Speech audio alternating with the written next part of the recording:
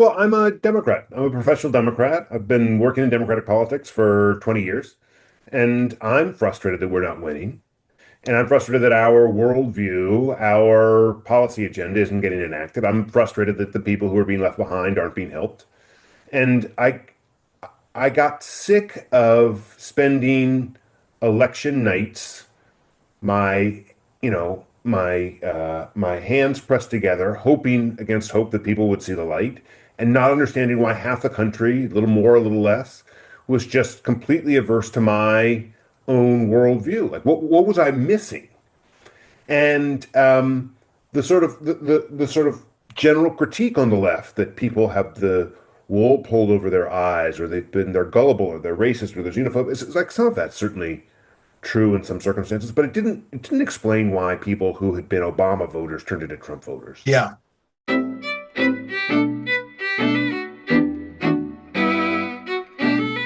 This is In Conversation with Frank Schaeffer, and my guest is Marc Dunkelman. And Marc is a fellow in international and public affairs. His work at Brown focuses on the architecture of American community and the progressive movement's evolving view of power. He is the author of Why Nothing Works, Who Killed Progress, and How to Bring It Back. And by the way, Marc, have you got a handy copy there? Because I read mine on Kindle. So sadly, I can't hold the book up and promote it, but I want to. So Can you hold see? that up and tell me the title again. Yeah, it's called Why Nothing Works, Who Killed Progress, and How to Bring It Back. Okay. And I'm going to ask you to haul it out once in a while here. So thank Yeah. you. Yeah. And this is In Conversation with Frank Schaeffer. Please subscribe right now on YouTube, and to In Conversation with Frank Schaeffer on Spotify and Apple Podcasts, and to my Substack commentary page. It has to be said at frankschaeffer.substack. And this book, we're going to make it our selection for October. We have a book club called It Has to Be Read, and so we will re-promote it in October. I know it was published a little while ago this year, 2025, but I forget the month. When did it come out? Came out February 18th. Okay, close enough. And I'm always telling my wife, when I look at my garden and everything growing in it, good tomato season this year, I said, it's hard to imagine what this looks like in mid-February. As you know, the Northeast, big changes.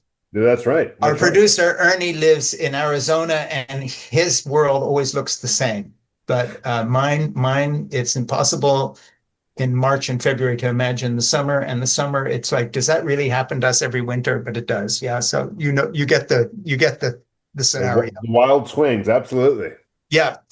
So anyway, I want to talk about this book because, first of all, I enjoyed it very much. It's a kind of a rip from the headlines thing, probably more than you would like, in the sense that so many people are wandering around asking, how did we get Donald Trump for president? And I think this book goes a long way to answering that with a series of ideas that are not the usual ones in terms of populism or the evangelical right, which I came from as a child and left, or these things. It deals with what I'll call the sort of Penn Station phenomena that you begin with in terms of what happened in New York City, and then you use that as a template. So what I did is, besides loving the book and wanting to make it part of our book club, I took the liberty of pulling some things out of the book in no particular order, that if I was your publicist for this book, or the publisher looking for things to release, this is how I would kind of open the discussion. And these are pulled from various parts of the book. This book was written not to prescribe the specific changes that should be made in every realm of public policy, but to argue for a shift in narrative.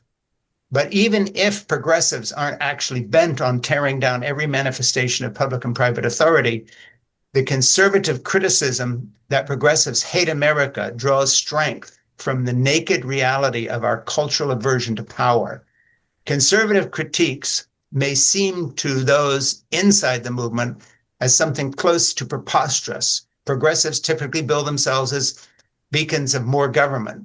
But the public's recoil when Barack Obama suggested that Red America was clinging to guns or religion, and when Hillary Clinton labeled some Trump supporters deplorables, didn't emerge from thin air. And then you say, beyond conservatism, populism, MAGA-ism, and whatever other forces are pushing in contrary directions, progressivism is undermining itself. The cultural aversion to power hasn't just tied government in knots, it has diminished the movement's broader appeal. It is at the root of contemporary progressive exasperation. Some will argue that's preposterous. Pointing to Trump and his supporters, they'll dismiss out of hand any notion that progressivism should be held culpable for its own frustrations. So I kind of set the book up that way because I want people to understand that this book is incredibly topical. It reads like a series of really good articles out of the Atlantic or the New Yorker in the sense that you tie it with stories into the moment we're in, but also with the history, Madison, Jefferson, and these other people that are kind of through lines. So I guess the first thing I'm going to ask you to do before we get into the specifics of what the book is about, and it's a really, really, really, really important book, because I can tell you as someone who does, 2 podcasts a week and reads 2 books a week to do that, and I've talked to 100 authors and the editor of the Wall Street Journal and all sorts of interesting people. Probably the single most the most usual topic we eventually get to, no matter what the book is about, is how did we get here? We being basically people with a progressive point of view most of the time. Or I ask my right-wing conservative friends, like the editor of the Wall Street Journal, how do you think we got here? Because obviously the feckless Democrats are in real trouble right now. What gives? And I got to say, Mark, your book comes closer to answering that question in one place than anything I've read. It's like, yes, this makes sense to me. So we're going to unpack what the book says. But first, I want to talk about the background of the book. Why did you write this book? How did you get to this subject? I know you've been a consultant in Washington. You worked with Biden. You did all these things. Give us any background story you want to give us as to why you wrote the book. Well, I'm a Democrat. I'm a professional Democrat. I've been working in Democratic politics for 20 years, and I'm frustrated that we're not winning. And I'm frustrated that our worldview, our policy agenda isn't getting enacted. I'm frustrated that the people who are being left behind aren't being helped. And I got sick of spending election nights, my, my hands pressed together, hoping against hope that people would see the light, and not understanding why half the country, a little more, a little less, was just completely averse to my own worldview. Like, what was I missing? And the sort of the sort of uh, uh, general critique on the left that people have the wool pulled over their eyes, or they're gullible, or they're racist, or they're xenophobic. It's like some of that's certainly true in some circumstances, but it didn't explain why people who had been Obama voters turned into Trump voters. Yeah, And so I wanted to understand it. And I just began thinking about it. And I began thinking about our agenda. Like, what is it that people are connecting with? What are we not saying that seems to be true? What are we, what are we missing? yeah, And that all came together sort of in a strange way as I began commuting from Washington into New York and then from Providence into New York and reading various books, historical books about progressivism, yeah, and wondering why it was that Penn Station, the front door to New York's the front door to America's greatest city, to the yeah, yeah, global capital, was such a rat's warren. yeah.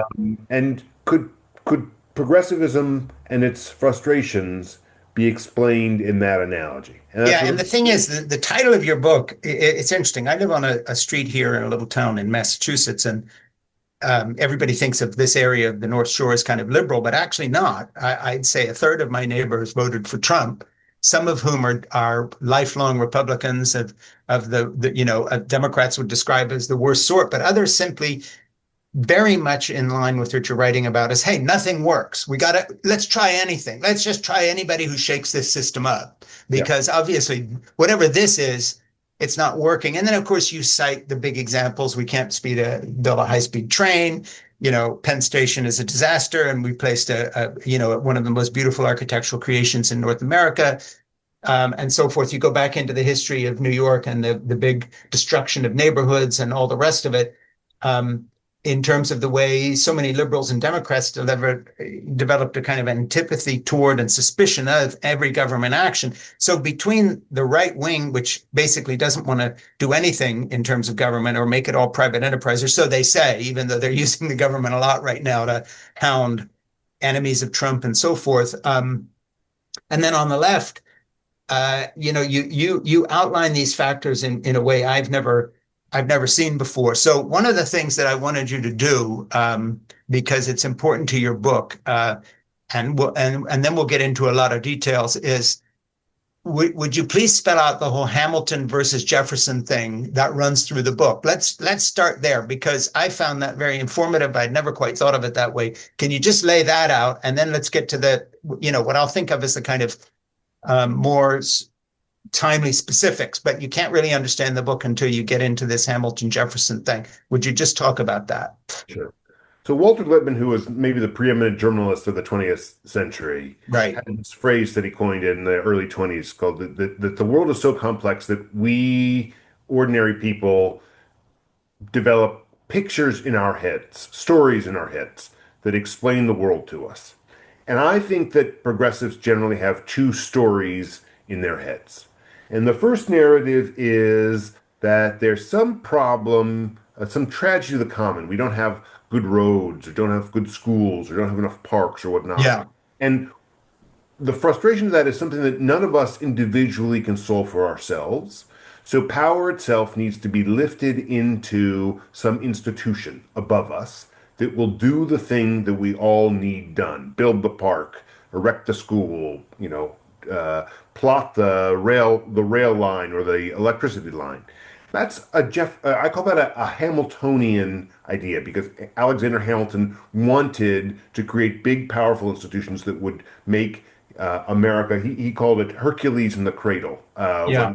during that period, and the sort of notion that America could be a great thing if money and government and everybody were sort of rowing in the same direction, and that required leadership. So it means Yeah. taking power at the community level and putting it into some institution above us to do something great, like the Tennessee Valley Authority, the Social Security Administration, the Interstate Highway System, you name it, NASA. All of those are Hamiltonian institutions born from the Hamiltonian narrative that power needs to be moved up. Yeah, and big ones coming out of the New Deal and the whole electrification of the South, and you go through all these great examples. Correct. So that's one narrative that we progressives hold on to, our Hamiltonian narrative that power needs to be taken from where it is and be pushed up. But Yeah. there's a second narrative, and that's the Jeffersonian narrative. And the Jeffersonian narrative is essentially that there is a powerful institution above us that is abusive and coercive, Hmm. and that it is Jim Crow, or it is powerful banks, or it is the patriarchy, or it is some shadowy machine that Hmm. operates in the dark. Daily And in Chicago, whatever. yeah, whoever it is, and that the way to salvation to make America better is to take Hmm. that power that's been coalesced in some institution and push Yeah. it down to individuals. So that's Yeah. how we think of, for example, reproductive rights on the left, right? We don't Right. want some bureaucratic body telling a woman what she can and cannot do with her body. Yeah. We don't want Jim Crow bureaucrats in the South telling black people where they can and cannot drink from a drinking fountain. Right. I think that these are individual rights, and that the solution in public policy is to return power Hmm. somewhere up top and move it back down to the individual so that people can live their best lives. So to make something clear, which I think is a terrific point in your book, and rather than reading you your own book, I'm going to get you to explain this. What I had never understood before is how that Jeffersonian model and the Hamiltonian model combine in their worst moments, if you want to put it this way, into the stasis that we have now, in the sense that, by the time you strip power away from the big agencies or the government or whomever that you fear are abusing power because we don't want them to tell us what to do, on the one hand, then on the other hand, you've kind of paralyzed the ability to do a big thing, to do a program, to build a high-speed rail. So I'd like you to give us a little lecture here briefly on how forget these things in themselves, but how have they come together? And give us some examples, as you do in your book, to strip us of the ability to get anything done. I mean, you're the author of a book about who killed progress and how to bring it back, why nothing works. And one of the reasons you talk about, you tell the stories of, you illustrate very well how it is that nothing's working. But I think one of the brilliant through lines of your book is that you illustrate that this Hamiltonian and Jeffersonian thing that liberals have adopted, conservatives have adopted, and seesawed back and forth on again and again, have somehow combined to give us a situation where nothing does get done. Just that aspect in your book, I really would Yeah. like to drill down on it. So my view is that like it's a pendulum, right? Yeah, And at one end is progressivism at its most Hamiltonian, and yeah, at the other is progressivism at its most Jeffersonian. yeah, And there was this period in the middle of the 20th century where progressivism was almost exclusively Hamiltonian or yeah, overwhelmingly Hamiltonian.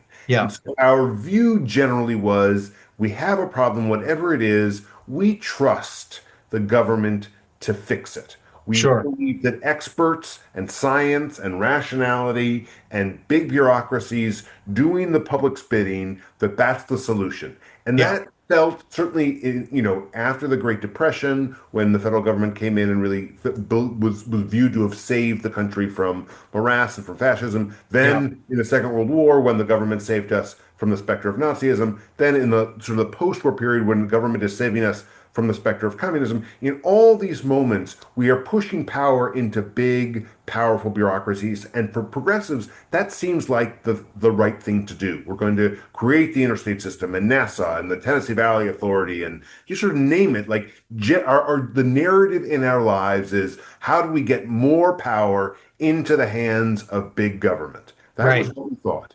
And then we get to this point in the late 60s, early 70s, where we see that these big bureaucracies, which we thought were going to do good, are not.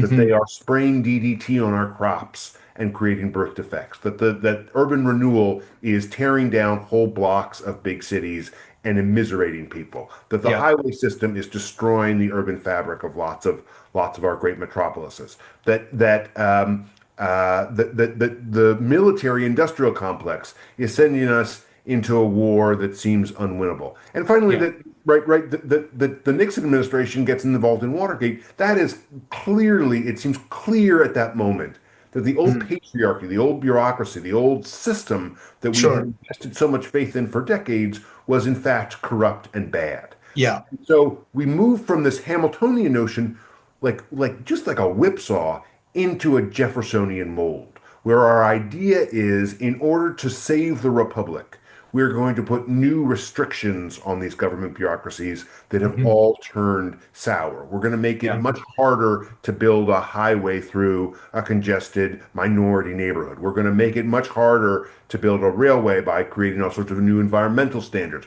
We're going to create new opportunities for people to sue, to have standing in court if they don't like what the local bureaucracy wants to do with their neighborhood. We're going to create all sorts of checks on centralized power. yeah, And it's been 50 years, and that's been out. That's been the story, as Walter Lippmann said, that was the story in our heads. The story yeah, in our heads was we are going to fix things by returning power to ordinary people. yeah, yeah, We've done such a thorough job of that, yeah. that today there are so many restrictions on government that you can't even get a good project going. Yeah, and you worked for the Biden administration, of course. He was thinking big on a few projects, but it's not that those have quote come to nothing, but the original promise, even of those very recent projects, has not been realized. It is they've also either died the death of a thousand cuts, or they're enduring them now, or you talk about that in the book. Just give a few specific examples besides those more recent or less recent, as you like,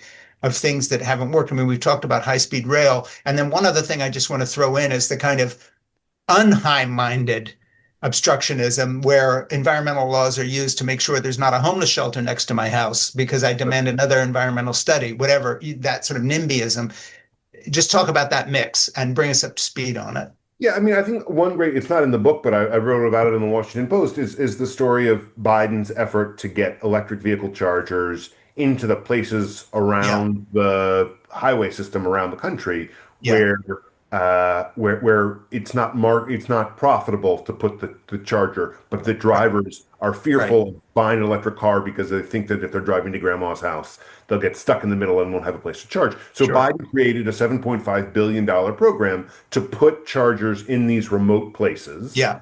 He doesn't have a federal workforce to do it, so he has to give the money to the states. The states then have to determine where the soft spots are in the system. Sure. They then have to contract by, through competitive bidding to companies they don't know at all with Yeah. various standards to make sure that the chargers work in the right places. That money then has to flow through from the federal government to the state government to to the charging company. The utility, the Biden administration has no control on, then has to connect this remotely placed Right. charger in the Right. middle of the right. So he's the Biden administration has put $7.5 billion behind this project, and 3 years later, when he leaves office, only 58 chargers have actually been brought online.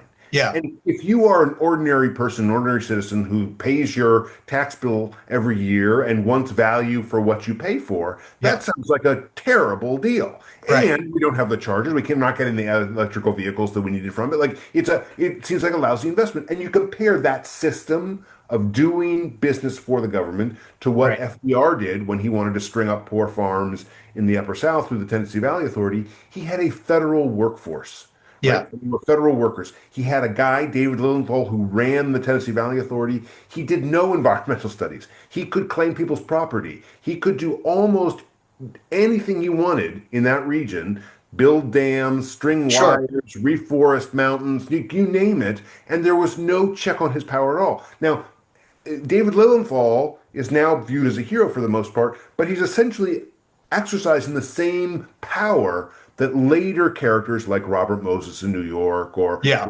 Mulholland in LA, figures who would do things that people really didn't like. Yeah, I mean, you use Moses as a good example to open the book with in terms of ripping up all these communities in New York, and he's going to put the freeway here, and that's the end of the story. Sort of what you might call in today's terms, the kind of Chinese Communist Party method of high-speed rail. You know, we're not doing studies, we're just building it. Correct. And so the frustration that people have now is that it was lousy when Robert Moses could build the Cross Bronx while Right. everyone screamed, "Please don't do it. Please don't ruin our neighborhood. Please don't Yeah. do this to us." There was and he turned a totally deaf ear to them because he didn't have to listen.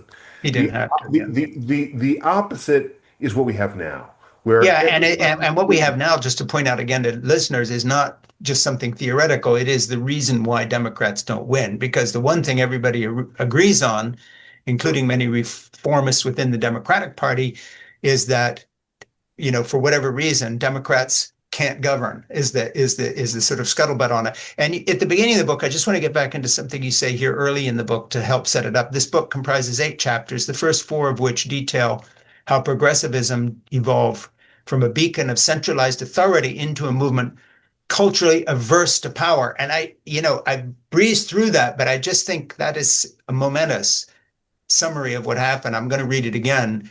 First 4 chapters that detail how progressivism evolved from a beacon of centralized authority into a movement culturally averse to power. And you can't have both. You cannot want to do big things, change stuff, and then take the examples of where it blew up in our face and get so nervous that we then wind up with what the rest of your book is about, is giving us stories of how this didn't work out. The latter 4 chapters detail how this shift played out in various realms in the movement's efforts to regulate greedy corporations, to keep housing affordable, to build public works, to build clean energy future capable of thwarting climate change, and so forth and so on. Every chapter begins with a story designed to illustrate how the progressive schism um, has framed a certain moment or shaped the movement's approach to a certain challenge. So that's kind of how you set the book up, and then we'll get into quotes from later.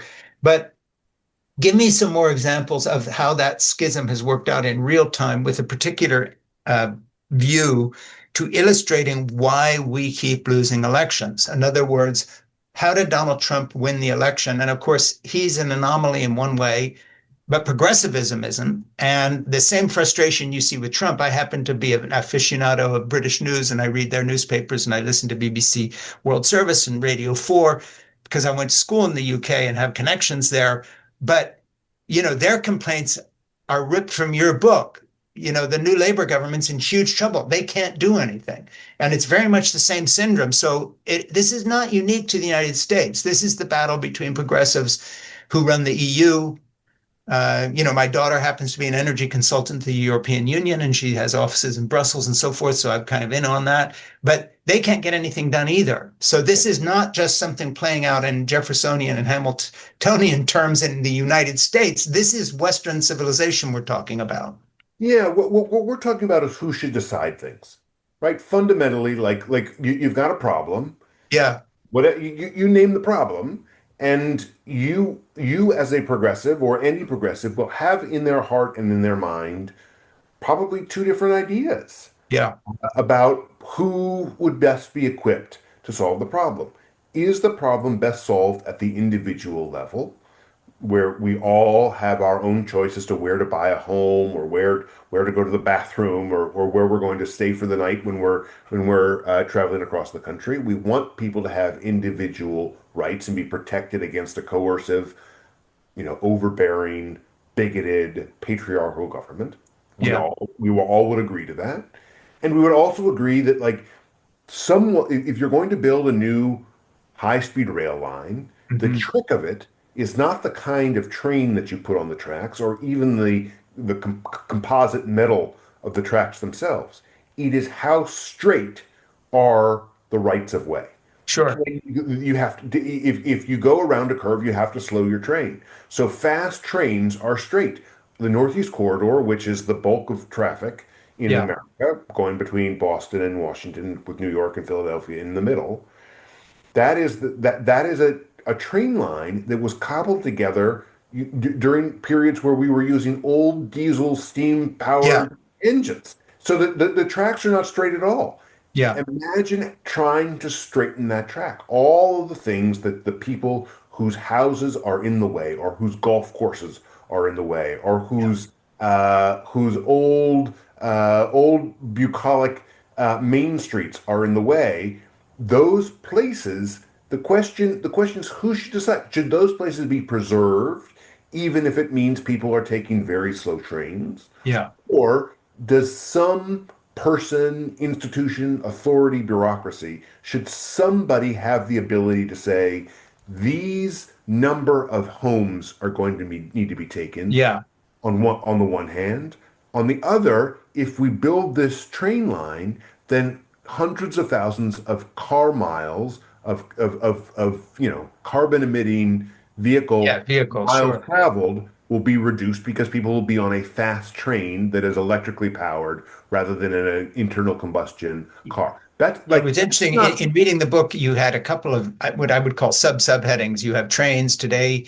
Many will find it difficult to appreciate the degree to which the railroad industry emerged during the late 19th century to become for America what the Catholic Church had been to medieval Europe, an institution so suffused with power and so central to everyday life that its decisions rippled across the whole fabric of American society. By the way, you write beautifully. That's a typical paragraph of the book, and you're okay. So who would think, okay, I'm going to compare the power of the Catholic Church in medieval Europe to the railroad industry in the United States in the 1800s or whatever. The ensuing economic turmoil eventually connected to something deeper, something cultural. The late 1800s were awash in tension centering on questions of immigration, urbanization, racism, among other topics. So you kind of broaden it out. And then electric power.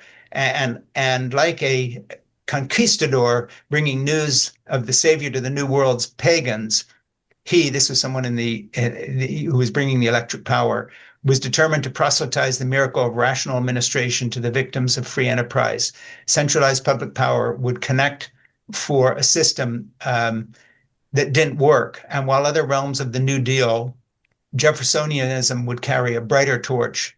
In this corner of Roosevelt's agenda, Hamiltonianism won the day. And then you get down to, in your conclusion of those sort of things, you talk about the fact um, if America faces today another Articles of Confederation moment, if, as this book has argued, public power has been diffused too thoroughly for government to deliver, progressivism will need to shift course yet again. So I want to just get to that in that what you talk about in the book, but just off the book as well what you feel as someone who's been in government, working for people like Joe Biden, has been writing this book and researching it. In the best of all worlds, how would you see balancing this dispute between the kind of libertarian NIMBYism on the one hand, and then on the other hand, the idea that we've got to do big things or perish, not just economically, but even ecologically? If we had a leader who could step up and do this the right way, he would or she would need to step on some toes. Someone's going to lose that golf course, and there is going to be a straight rail line through it. On the other hand, how would you balance that in terms of it doesn't all go to private contractors. And I'll give you an example of where something seems to be off the rail to me. And that is reading article after article about how NASA is no longer our space agency, but Elon Musk is. And you have this one guy now, like the old railroad barons, who's going to become the industry. um, does that mean we shouldn't have a space program? It's gone so far in the favor of one private entrepreneur and so on. So there's real things happening that jump to mind as examples. In the best of all worlds, how would you balance this out? I mean, if you Yeah. could just do it, what would you do? Well, What's the best alternative? let me just so you're not so we're not misleading your listeners. I worked for Joe Biden, but when he was in the Senate, so I'm not a former You weren't part of the administration. presidential thing. Yeah. Right. And as a very, very junior Biden staffer 20 Yeah, years but ago. nevertheless, it's good. It's a good calling card. You've been out there, you've been doing things. But exactly. So the phrase that I would use is that everyone should have a voice, but no one should have a veto. So Yeah. the problem with Robert Moses and that style of Hamiltonian progressivism was that no one had a voice. That Yeah. Moses was going to do his thing almost no matter what. And the brilliance of Robert Caro's biography of Moses, which is sort of the central tome, it's called The Power Sure. Broker, that won the Pulitzer Prize in 1975. The brilliance of that book is that it reveals how Moses collected power from all Mm. sorts of sources, put it in sort of a single scepter, and was able, with that power, to deflect any sort of criticism or demand that he adjust his plans, Yeah. with exceptions. But in too many cases, he was able to turn a deaf ear to people that wanted to have a voice, that had legitimate gripes, and where there were reasonable alternatives. Yeah. Uh, that he could have, for de minimis inconvenience for the traveling public, routed expressways so that they did not destroy neighborhoods, and he didn't care. Yeah. Other end of the spectrum, at the other end of this pendulum swing, is one in which anyone who has even the slightest objection to a big public work Yeah. has the ability to veto it, right? That Yeah. they can file an environmental lawsuit, they can claim that the government's decision on the route was arbitrary and capricious. They can say that they didn't study this thing or that thing, that there are going to be negative environmental consequences, that there's an endangered species of orchid that's going to be eliminated if we do this project, whatever it is, to the point that whether or not they prevail in court, they've delayed the project so much that it's much more expensive. It makes it hard Sure. to do other projects, and it may the person who's championed it may give up. Those are the two extremes, and it's for you and me and your listenership to think of what would be a fair process. Yeah. If you were to say to a group of 20 people, like, we need to create some new route from Yeah. point A to point B. We need to extend an electricity line from point A where there's cheap, clean energy to point B where they're dependent on fossil fuels. We're going to create some sort of process by which we choose what the route is, or we'll choose not to do it. But we want, at the end of the day, for even those who don't like the outcome, to Right. feel as if they've been heard, that they had a fair hearing, that the person that ultimately decided took their concerns to heart, and Yeah. realistically, we need a process like that, right? Where everyone feels like even if they don't get what they wanted, even if it ends up that their Sure. golf course is sacrificed to the straight right of way for a fast train, that at least they've had a fair hearing and someone has said, for the good of the country, we Yeah. need this slice of land so that people are out of their cars and we're not spewing unnecessary carbon into the atmosphere. The, that process exists in all of our lives. I love to tell a story.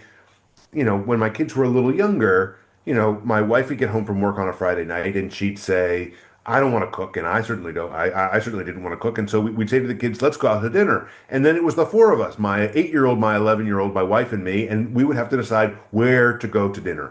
And we Mm. had wildly different proclivities, right? The 8-year-old just wanted donuts for dinner, and the 11-year-old always wanted a fried chicken sandwich, and my wife always wanted, some sort of weird vegetarian food. And the question in that moment is like, what is a fair system Sure. so that we everyone gets feels as though they are concerned. So now, in that case, it might be that the parents get to choose every time because we know what's healthy. It could be that you decide that everyone should Yeah. get everyone should get the successive turn. So one out of every four times we're eating donuts for dinner. It could be that you make a system where everyone gets to throw out an idea and then the other people can veto it, which is essentially what American society has developed. And what it means is that Helen, my 8-year-old, who only Yeah. wanted donuts, would realize at a certain point that she could just veto everyone else's suggestion Yeah. Yeah. until she got her donuts, right? So we need some sort of system, as in a family, where everyone can be heard, everyone's ideas and concerns are taken seriously, but then at the end of that deliberative process, someone is given the authority to make the call. And it's not going to be a call that has no negatives, right? These are hard decisions. Sure. We're weighing different public goods, but it can't be that everyone who has a slight quibble with Yeah. whatever project is proposed is able to shut it down. And that's the situation we're in now. Yeah.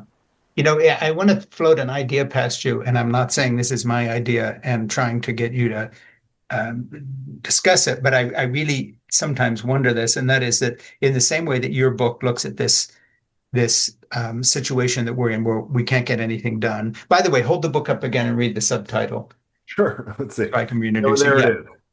Why Nothing Works, Who Killed Progress, and How to Bring It Back. Yeah, and by the way, the only reason I'm not waving your book around is because I read it on Kindle, and that way I can cut and paste my notes efficiently. Otherwise, I can't.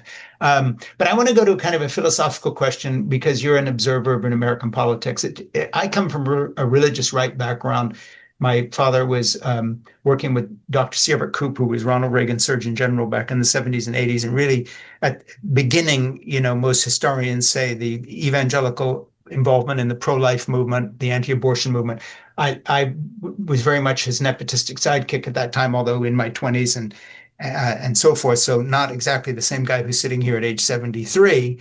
But that said, that arc of my life has given me a particular ear and sensitivity for the world from which MAGA comes. At least it's in its white evangelical roots. I understand those people. I grew up with them and so on. And it seems to me that one of the problems with the progressive movement, aside from what your book is about, and this is what I want to run by you, is that where it looked for the big achievements, in other words, the equivalent of building, the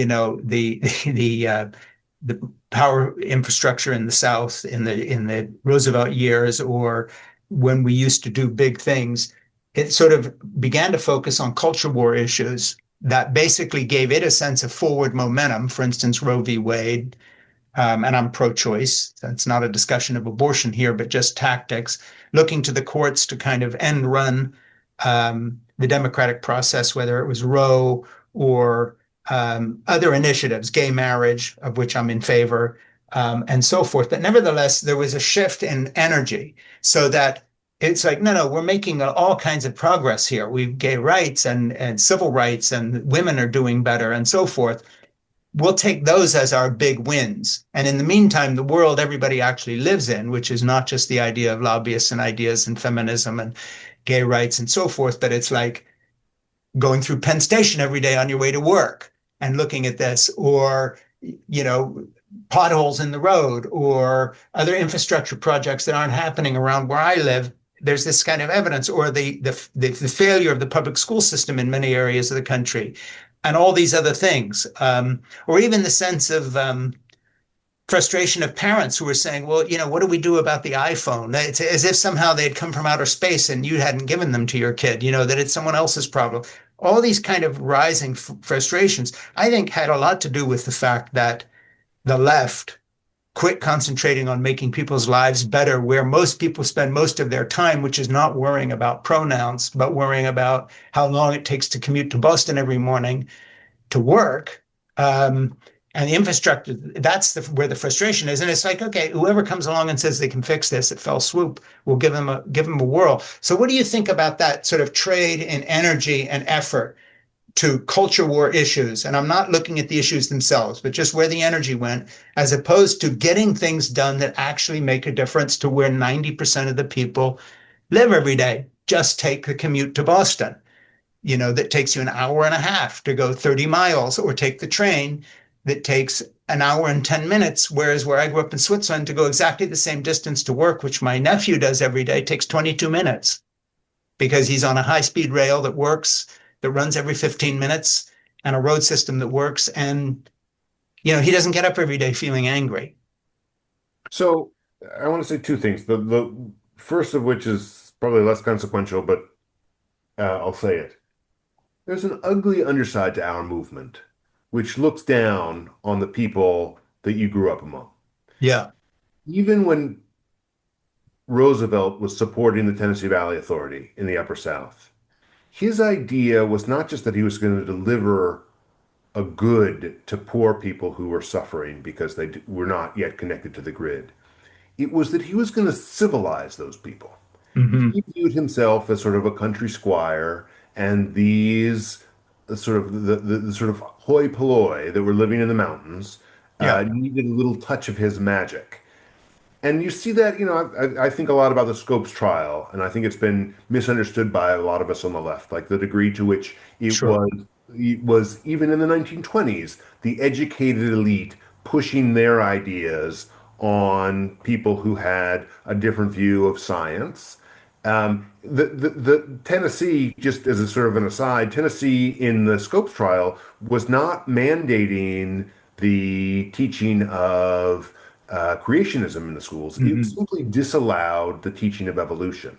And that was just apostasy to those who lived in sort of more educated upper class and middle Sure. class portion of the country. And it was an effort to push our cultural proclivities on a population that didn't want it. Like they hadn't voted it in their local level, they hadn't voted it in to the state board of education or the state legislature. Like they wanted to keep evolution out, not to keep religion, but they wanted to keep evolution out, which of course was a theory then, and it felt like an unproven theory, and we didn't like that. So that's something that we need to own.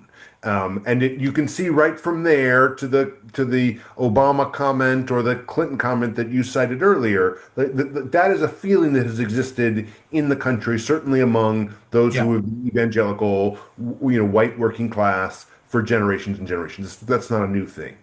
The second thing I'd say, which is sort of more relevant to your point, is that the elements that we as a movement have focused on since the 70s are all elements that are derivative of the Jeffersonian worldview. Yeah. That there is a powerful patriarchy that is keeping down African Americans, that is keeping down women, that is keeping down people in the gay and lesbian community, whatnot. Our sort of core desire to speak truth to power both flowed through our desire to stop the Robert Moses figures and the Mm-hmm. Bill Mulholland figures and the Richard Daley figures and the Richard Nixons and the Lyndon Johnsons. Generally, like our general worldview, the story in our heads was there are powerful people who are doing coercive things to powerless people. That meant denying black people the ability to vote or to buy a home through redlining, or it meant denying women tenure because of sexism, or it meant Sure. denying people who were gay the ability to profess their love through marriage in a way that's sanctioned by the government. And those issues fit into the same worldview that viewed America's sort of patriarchy as inherently suspect. So the Yeah. cultural aversion to power that I talk about in the book applies equally to the sort of world of infrastructure as Yeah. it does to the world of culture. And so you're right. I mean, there is an element, the ugliness of the progressivism's view of the people who lived in Dayton, Tennessee during the 1920s, or of Roosevelt's view of the people in the Upper South who he was civilizing through his Tennessee Valley Authority. Roosevelt had an opportunity during his early tenure to stand strong on lynching legislation. There was a terrible lynching on the eastern shore of Maryland, Sure. and there was a lot of pressure from the NAACP and other black leadership organizations for him to take a harder stand. And I think Yeah. there was some decision he needed to make, whether he was going to campaign on the issue or sign legislation that might be passed in Congress against, sort of a civil rights bill there in the 1930s. And Eleanor Roosevelt said to the advocates, like, he can't do it. If he does it, he won't be Mhm. able to do all of these other things that he wants to do economically. And like Yeah.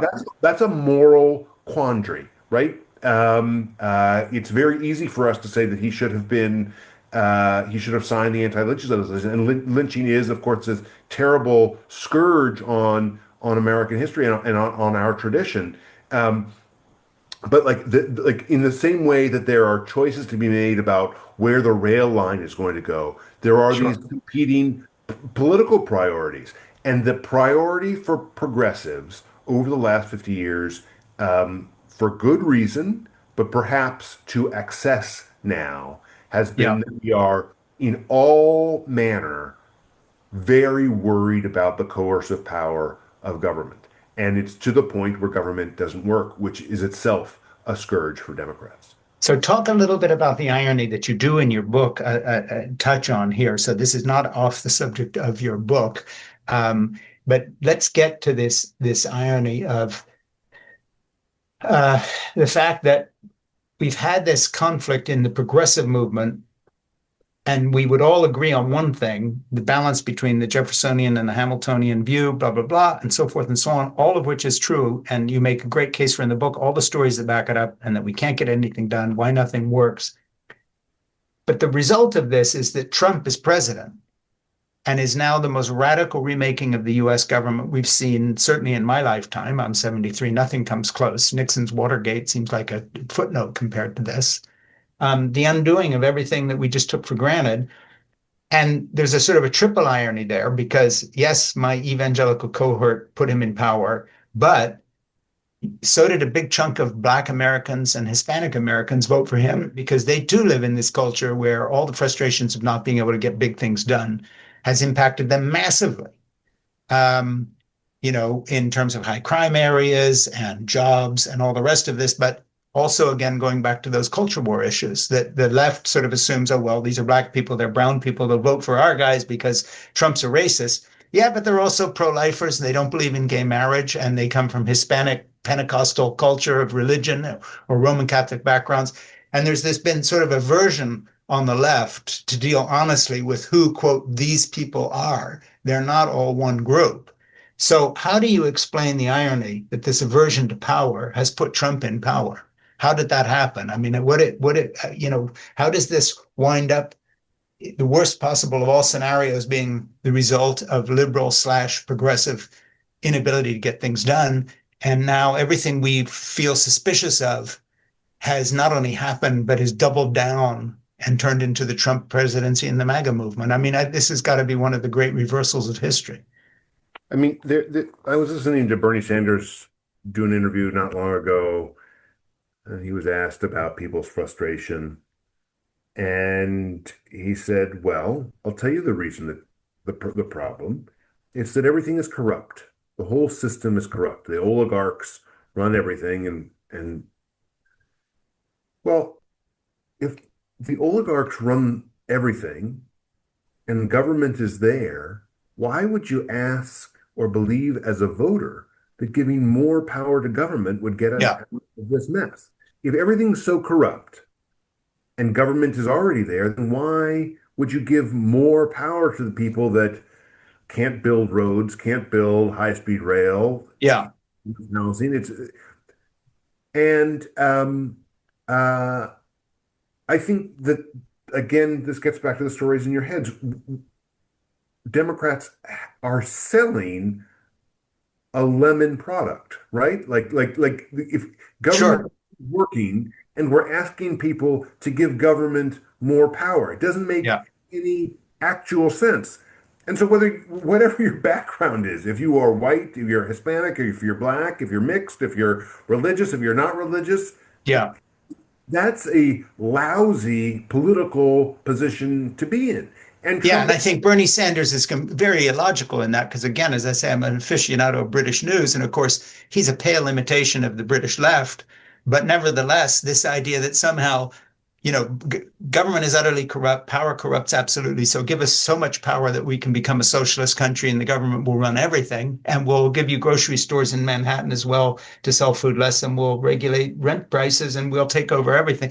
We've screwed up everything, so let us, we can fix it by more power. And that's where Bernie Sanders and AOC and some of the people on the left of the Democratic Party are going to fall short radically and will never win an election if any of those folks are running. And you didn't say that, I did, but there has to be a better way to recalibrate what you're talking about than that. I mean, that's just my opinion. I mean, I think that there is a general sense in American culture that government is the DMV at its worst day. You go Right. in, you've brought three documents all proving that you live where you live, and you wait in line for an hour and a half, and the clerk wearing their lanyard and their short sleeves says to you, "Oh no, we need four documents proving your residency." And you have Yeah. to go back and schedule another appointment. That's what government, that's in the public imagination, that's what government is. And Yeah. that would make sense that a government that operated like that can't build a train station, can't build a rail line, can't get clean power on the grid, can't build enough housing so that we can all afford our mortgages or rents or whatever we have. Yeah.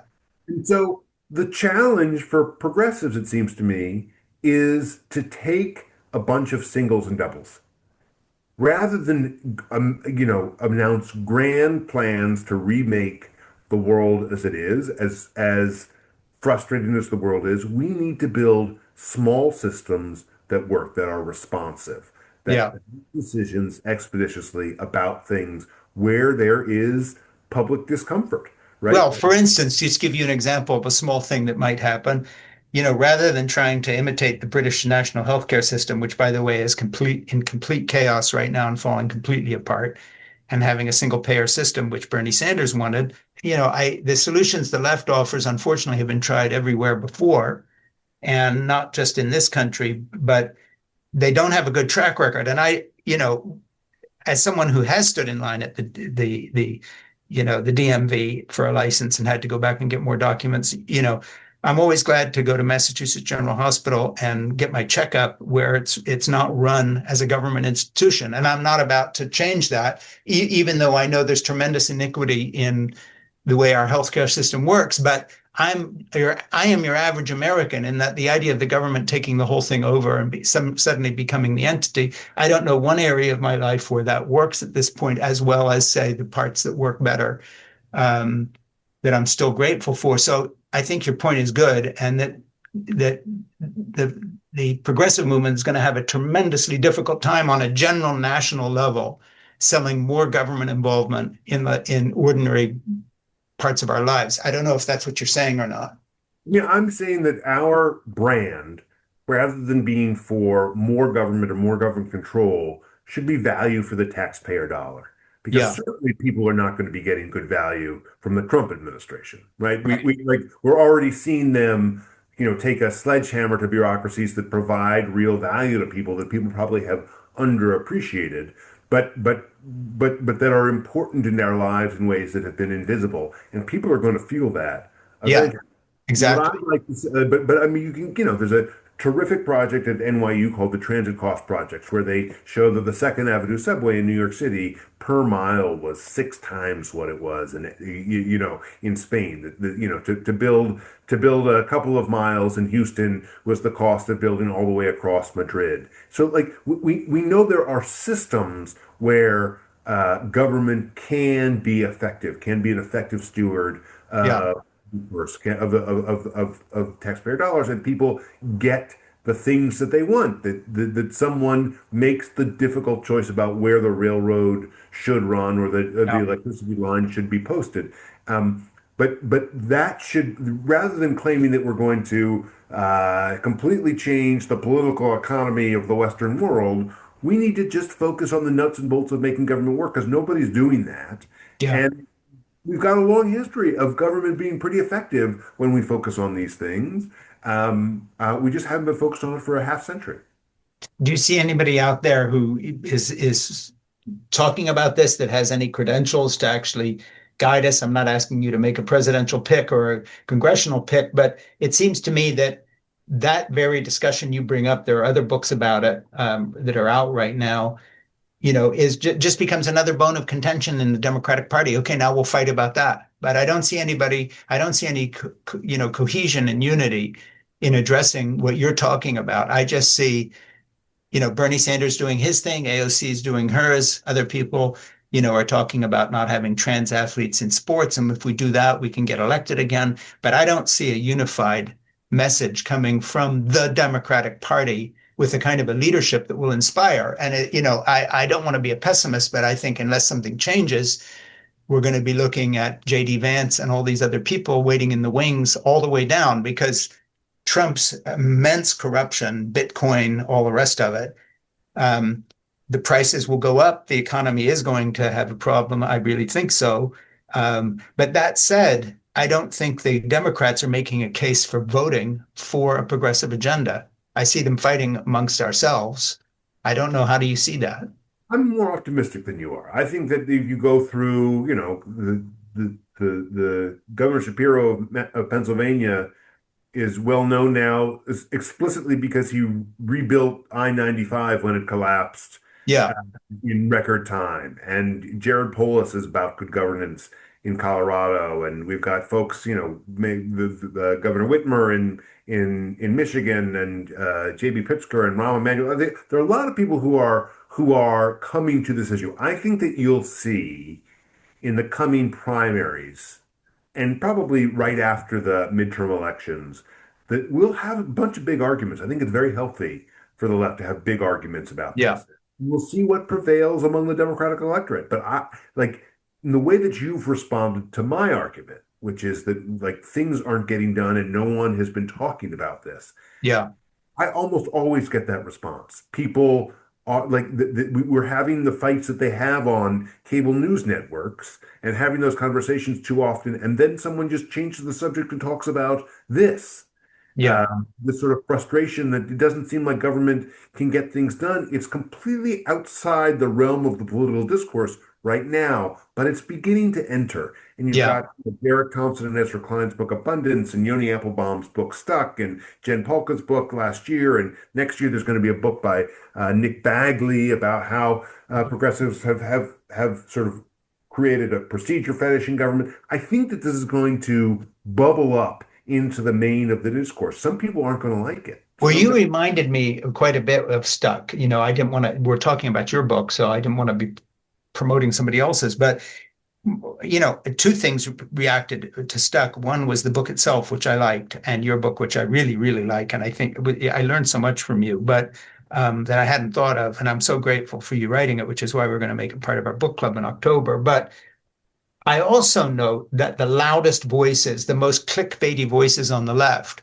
immediately zero in on books like Stuck, and I imagine on your book as well, saying, "Yeah, but we've got to still be doing this stuff." So I think as long as Bernie Sanders is a spokesman for a sort of a British style left wing socialism as applied to America, which is basically his whole shtick, And, he's talking to a Democrat voting Americans who don't happen to listen to BBC Radio 4 every day like I do, and who literally chart the pettiness of the total disintegration of the national healthcare system, which is happening now as the doctors are on strike again, by the way. Um, the young consultants and these people, there's a disconnect here. So when people like you stand up and say, look, we've got to address these things, the first thing that happens is people on the left of the left immediately target you and say you're apostate. So they'd rather talk about your ideological purity than whether we can ever win an election again. And I feel that's a tremendous problem. I don't want to tax you with the answer, but is that a thing, or am I just more pessimistic than you are? Well, I think that social media warps our views. That Yeah, well, then the small dollar donation world of people who are really motivated by politics, yeah, that warps our sense of who's voting and how America has changed, how our yeah, ideology has evolved. My view, you're right that there is sort of some left-right um, or center left moderate versus far left socialist discourse in the party. My view is that, like, in the end, um, if you believe in a single payer system, I don't. It sounds like you don't either. But if you believe that that's the way that we should go, then the first thing you need to do is restore faith in government. And yeah, that's what I think people who've written Abundance or Yoni Alabama who wrote Stuck and what we're just making an argument that the government doesn't work and that we can have fights about the shape of the healthcare system and what sure, reforms we need to do down the line. First, if progressivism is going to win, all of us need to make sure that the things the government does do now, it work. does competently. And so I And don't think, by the way, I think that's a huge point, and it can't be made enough because that's not what people are talking about. They're talking about the details of the program. Do they like single payer? Do they not? As if that's the thing. But of course, it's not the thing because if it's like if every single time this and that airline flies, two-thirds of their planes crash, the problem is not how to talk you into flying. The problem is you're not flying that airline, and people don't trust the US government to efficiently get things done. right. We need to build and we need to articulate a system. We need to articulate how it is that we're going to build systems that make hard decisions. Mhm. How do we give everyone a voice without a veto? How do we make it so that when we need to build a high-speed rail line, we've got some system by which we put out the alternatives, have a robust discussion, and then choose so that people feel as though their tax dollars are being spent competently and that they are getting the value that they're paying into the system. Yeah, And and so, I just to reiterate what you're saying, because I think it's so important, and that is it's all very fine coming up with a new program we've got to do, whether it's rent control or, you know, state-run grocery stores or whatever it is. But until we get people in the mood to support anything government does, because they see it working in their lives, we're going to have a hard time pitching these programs. And if the left is identified with just more programs without how government addresses them, it's completely self-defeating. And I think that's what your book is talking about. I mean, the fear on the left now for the better part of a decade is, do we have this sort of fifth column of fascists that's going to take over the country? Yeah. And we live moment to moment, and we live election to election, holding on to our chairs, thinking, what will it take to convince these people that that Trump is bad? Yeah. Sitting here is like, yes, like that's real, but at the same time, we're not focused on the thing that we can control, which is Mhm. our own governing agenda. We've sort of lost sight of the fact that the thing that we're selling isn't working. And the most powerful thing that we could do to thwart Trump's popularity is to be the party that delivers good governance. Like that's in the end what I think people probably among your peers Yeah.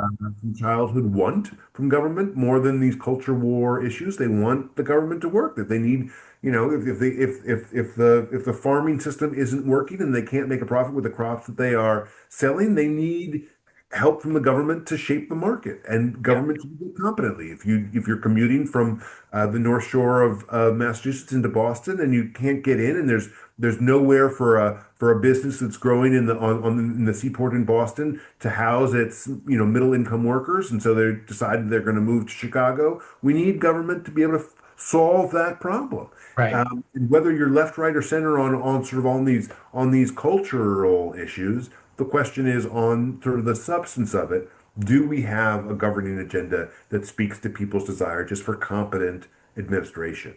And I just think like if we were to get there, we would be in a completely different place. Yeah, and had that been our track record for the last 50 years, these are the guys that can make things work.